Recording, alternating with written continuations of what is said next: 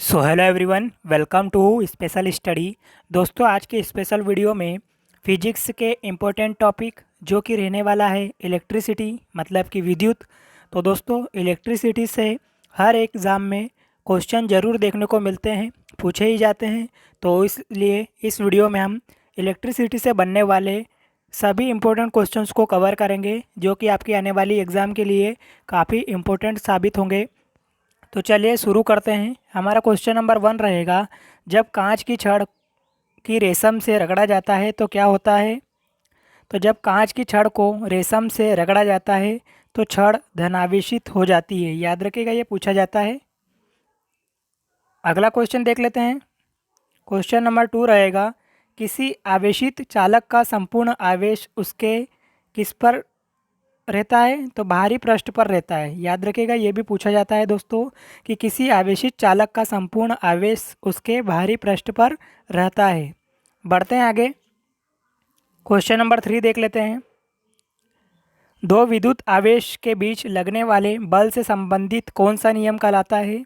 तो ये तो आपने पढ़ा ही होगा, कूलाम का नियम कहलाता है दो विद्युत आवेश से संबंधित। ठीक है। अगला क्वेश्चन है, यदि दो विद्युत आवेशों के मध्य की दूरी को आधा कर दिया जाए तो उनके मध्य विद्युत बल का मान हो जाएगा। तो अगर दो आवेश के मध्य की बीच की दूरी को अगर हम आधा कर देते हैं तो उनमें लगने वाला जो विद्युत बल होगा दोस्तों, वो 4 गुना हो जाता है। ये भी बार बार पूछे जाने वाला है क्वेश्चन। बढ़ते हैं आगे। क्वेश्चन नंबर 5 देखते हैं। समान आवेशों में होता है, तो समान आवेशों में क्या होता है, विकर्षण। याद रखिएगा। अगला क्वेश्चन है, जब एबोनाइट की छड़ को बिल्ली की खाल से रगड़ते हैं तो एबोनाइट की छड़ पर क्या होता है। तो एबोनाइट की छड़ पर दोस्तों ऋणावेशित आ जाता है। ठीक है, ऋणावेश आ जाता है। याद रखिएगा। अगला क्वेश्चन है, वस्तुओं का आवेशन किसके स्थानांतरण के फलस्वरूप होता है। तो जो वस्तुओं का आवेशन होता है वह होता है इलेक्ट्रॉन के स्थानांतरण के फलस्वरूप।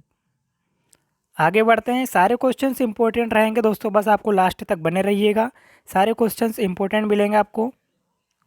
अगला क्वेश्चन है, आप कार में जा रहे हैं, यदि आसमान में बिजली गिरने वाली हो तो सुरक्षित रहने के लिए क्या करना पड़ेगा आपको। अगर आप किसी कार में जा रहे हो और आसमान में बिजली चमकने वाली है, गिरने वाली है, तो आपको क्या करना पड़ेगा। तो आपको कार की खिड़कियों को बंद करना पड़ेगा। ठीक है, तो ऑप्शन नंबर ए यहाँ पर सही हो जाएगा इस क्वेश्चन का आंसर। अगला क्वेश्चन है, दो स्थिर आवेशों के बीच लगने वाला बल उनकी मात्राओं के गुणनफल के अनुक्रमानुपाती तथा उनके बीच की दूरी के वर्ग के व्युत्क्रमानुपाती होता है। तो ऐसा किस नियम के तहत बोला गया है। तो याद रखिएगा, ये नियम कहलाता है कूलाम का नियम। ठीक है। बढ़ते हैं आगे। अगला क्वेश्चन, किसी विद्युत परिपथ में इकाई धनावेश को एक बिंदु से दूसरे बिंदु तक ले जाने में किए गए कार्य द्वारा मापा जाता है। उस बिंदुओं के बीच में क्या होता है। तो उस बिंदुओं के बीच में होता है विभवांतर। ठीक है, वोल्टेज जिसको बोलते हैं हम। अगला क्वेश्चन है, धातुएं विद्युत की सुचालक होती है किस कारण से। तो याद रखिएगा, क्योंकि उनमें क्या होता है, मुक्त इलेक्ट्रॉन होते हैं, इसलिए वह विद्युत की सुचालक होती है। अगला क्वेश्चन है, निम्नलिखित में से कौन सर्वोत्तम विद्युत चालक है। तो काफ़ी बार पूछा गया क्वेश्चन है, आईएमपी क्वेश्चन रहेगा ये। तो सर्वोत्तम विद्युत चालक कहलाता है क्या। तो चांदी इसका सही आंसर होगा। आगे देखते हैं क्वेश्चन नंबर 13। अतिचालक का लक्षण है। तो अतिचालक का क्या लक्षण हो जाएगा। तो उच्च पारगम्यता होती है अतिचालक के पास। तो इसको भी याद रखिएगा, काफ़ी इंपॉर्टेंट प्रॉपर्टीज है इसकी। इंपॉर्टेंट क्वेश्चन है। अगला क्वेश्चन, निम्नलिखित में से कौन अर्धचालक नहीं है। तो आपको बताना है कौन सा सेमीकंडक्टर नहीं है। तो कौन सा सेमीकंडक्टर नहीं है दोस्तों। तो याद रखिएगा, आर्सेनिक इसका सही आंसर होगा। ठीक है। अगला क्वेश्चन है, ऐसे पदार्थ जिनमें सामान्य अवस्था में मुक्त इलेक्ट्रॉन नहीं होते हैं लेकिन विशेष परिस्थितियों जैसे उच्च ताप अशुद्धि मिलाने पर मुक्त इलेक्ट्रॉन प्राप्त किए जा सकते हैं। तो क्या कहलाते हैं वे पदार्थ। तो वे पदार्थ कहलाते हैं अर्धचालक पदार्थ, जिसको कि हम सेमीकंडक्टर मटेरियल भी बोलते हैं। आगे बढ़ते हैं, 16 नंबर क्वेश्चन देख लेते हैं। ताप के बढ़ाने पर चालक पदार्थों का विद्युत प्रतिरोध एवं विद्युत चालकता पर क्या प्रभाव पड़ेगा। तो अगर हम टेम्परेचर को बढ़ाते हैं तो चालक पदार्थ जो होते हैं, ठीक है, उनको विद्युत प्रतिरोध बढ़ेगा जबकि विद्युत चालकता घटेगी। तो ऑप्शन नंबर जो ए दिया है यहाँ पर राइट हो जाएगा। विद्युत प्रतिरोध क्या है, जो रेजिस्टेंस है वो बढ़ता है और इलेक्ट्रिकल कंडक्टिविटी जो है वो घटती है, याद रखिएगा। अगला क्वेश्चन देख लेते हैं, क्वेश्चन नंबर 17। तांबा मुख्य रूप से विद्युत चालन के लिए प्रयोग किया जाता है क्योंकि, तो किस कारण जो तांबा है उसको विद्युत चालन के लिए प्रयोग करते हैं। तो इसकी विद्युत प्रतिरोधकता निम्न होती है, इसको याद रखिएगा, काफ़ी इंपॉर्टेंट पॉइंट रहेगा ये। आगे देख लेते हैं, क्वेश्चन नंबर 18 है।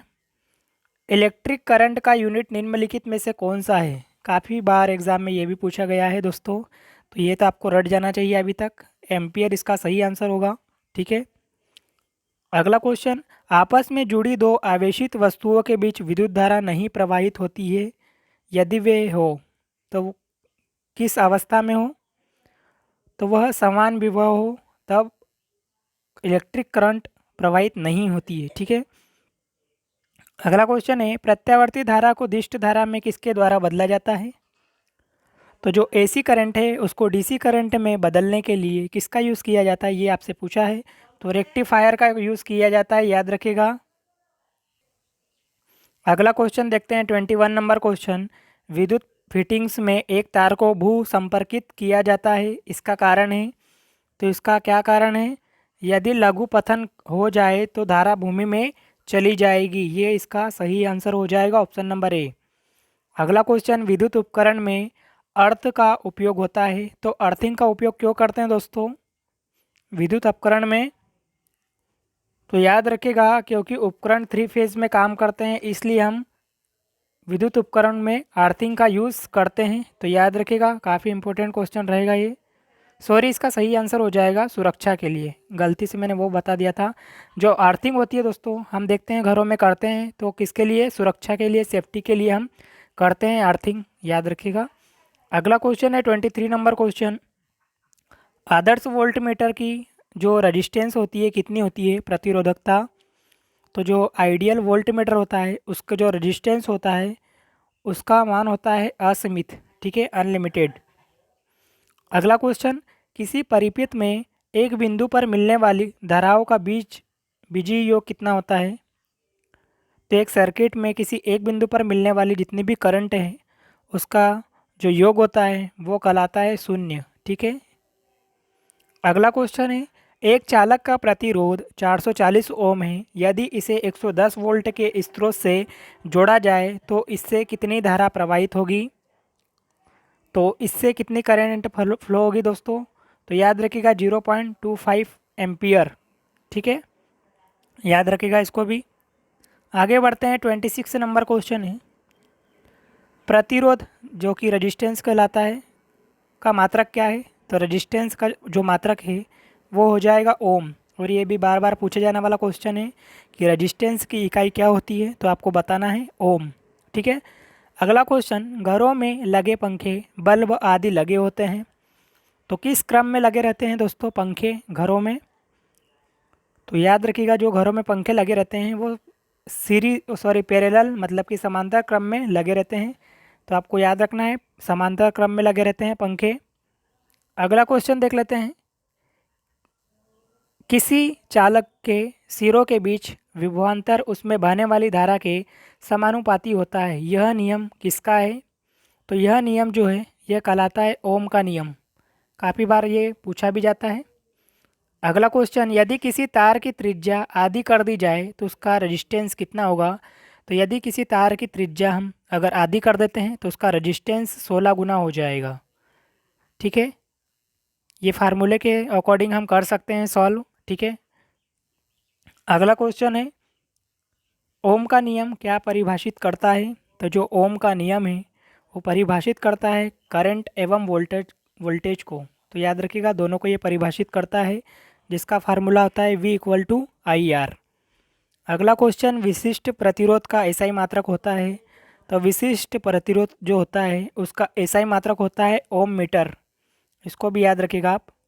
ठीक है, बढ़ते हैं आगे। 32 नंबर क्वेश्चन है, एक तार की लंबाई L मीटर है, तार को खींचकर उसकी लंबाई 2L मीटर कर दी जाती है।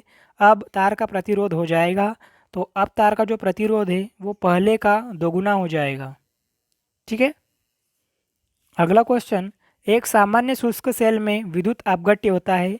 तो सामान्य शुष्क सेल में जो विद्युत अपघट्य होता है वो होता है किसका? अमोनियम क्लोराइड का। ये भी बार बार पूछा जाता है, आईएमपी लगा लीजिए इसको भी। आगे बढ़ते हैं, 34 नंबर क्वेश्चन देख लेते हैं। यहाँ पर आपको सही मिलान करना है। तो जो ऋण इलेक्ट्रोड होती है वो किससे संबंधित है दोस्तों? तो जो ऋण इलेक्ट्रोड है, ठीक है, 34 नंबर क्वेश्चन है, जो ऋण इलेक्ट्रोड है वो संबंधित है किससे? तो ऋण इलेक्ट्रोड है जिंक का बर्तन। ठीक है, धन इलेक्ट्रोड की बात करूँ तो कार्बन की छड़ हो जाएगा इसका सही आंसर।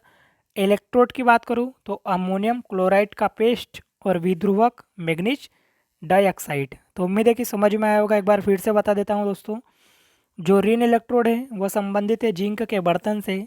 धन इलेक्ट्रोड कार्बन की छड़ से रिलेटेड है। इलेक्ट्रोलाइट की बात करूँ तो अमोनियम क्लोराइड का पेस्ट और विध्रुवक मैग्नीज डाइऑक्साइड। ठीक है, आगे बढ़ते हैं, 35 नंबर क्वेश्चन।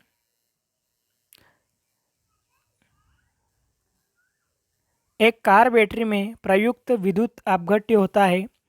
तो जो कार बैटरी में विद्युत अपघट्य प्रयोग किया जाता है उसमें क्या होता है? तो उसमें सल्फ्यूरिक अम्ल होता है जिसको कि हम H2SO4 भी बोलते हैं। अगला क्वेश्चन है, शुष्क सेल है, तो शुष्क सेल क्या कहलाता है? तो प्राथमिक सेल होता है शुष्क सेल, याद रखिएगा इसको। आगे बढ़ते हैं, 37 नंबर क्वेश्चन, लोहे के ऊपर जिंक की परत चढ़ाने को क्या कहते हैं? तो लोहे के ऊपर जब जिंक की परत चढ़ाई जाती है तो उसको हम बोलते हैं गैल्वेनाइजेशन। ठीक है, काफ़ी बार ये पूछा जाता है। अगला क्वेश्चन, विद्युत अपघटन की क्रिया में किसी इलेक्ट्रोड पर मुक्त हुए पदार्थ की मात्रा संपूर्ण प्रवाहित आवेश के अनुक्रमानुपाती होती है। तो यह नियम कहलाता है, तो यह नियम क्या कहलाता है? फेराडे का विद्युत अपघटन संबंधी नियम। तो इसको भी याद रखिएगा, ऑप्शन नंबर ए यहाँ पर राइट होगा। अगला क्वेश्चन 39 नंबर क्वेश्चन देख लेते हैं। यदि किसी चालक की भौतिक अवस्था जैसे ताप आदि में कोई परिवर्तन न हो तो चालक के सिरों पर लगाया गया विभवांतर उसमें प्रवाहित धारा के अनुक्रमानुपाती होता है। यह नियम किसके द्वारा बोला गया है या कौन सा नियम कहलाता है? तो ये कहलाता है ओम का नियम। काफ़ी बार पूछा भी गया है, ये याद रखिएगा। अगला क्वेश्चन, फेराडे का नियम संबंधित है। तो जो फेराडे का नियम है वो संबंधित है विद्युत अपघटन से। ठीक है, तो दोस्तों उम्मीद है कि सभी क्वेश्चन आपको अच्छे लगे होंगे। अगर वीडियो पसंद आया तो लाइक कीजिएगा। चैनल पर नए हो, पहली बार वीडियो देख रहे हो तो प्लीज़ चैनल को सब्सक्राइब कीजिएगा, साथ में बेल आइकन को भी प्रेस कीजिएगा। और आपको बता दूं कि मैंने इंडियन जियोग्राफी, पॉलिटी, इकोनॉमिक्स को कंप्लीट टॉपिक वाइज MCQ के रूप में कवर किया है। अगर उन वीडियोज़ को आप देखना चाहते हो तो ऊपर दिए गए आई लिंक पर जाकर उन वीडियोज़ को भी ज़रूर वॉच कीजिएगा, काफ़ी हेल्प होगी आपको उन वीडियोज़ को देखकर। ठीक है, तो चलिए मिलते हैं ऐसे इंपॉर्टेंट क्वेश्चन के साथ नेक्स्ट वीडियो में। जब तक के लिए जय हिंद, ऑल द बेस्ट।